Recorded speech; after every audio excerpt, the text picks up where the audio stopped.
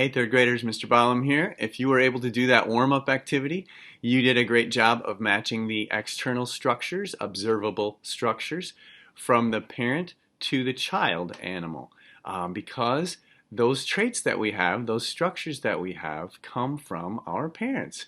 And we are going to be exploring more about how those traits or characteristics that we have. For example, my bright shiny head here is a characteristic that I have because my grandfather, both my grandfathers and my father, all had no hair. So it is a trait that I inherited from my parents, and we're going to be learning about how animals and plants can inherit traits from their parents.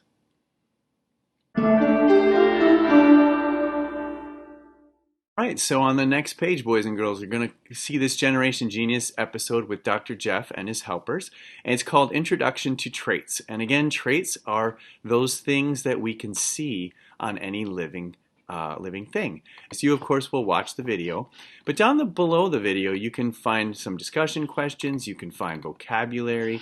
In particular, here we're learning about these things because all of the structures, their main function is to help the living thing survive. So I've got the word survive here. So our traits or characteristics are things that help us survive, and every animal and plant has characteristics or traits that help them survive. And they get those things from their parents, and we're going to learn a little bit about that in this episode. There is some reading materials, some do-it-yourself. Remember, none of the do-it-yourself is assigned. That's up to you. Make sure if you do any activity related to this lesson that it is with adult supervision and permission. I'm not assigning any of the do-it-yourself activities for you to do.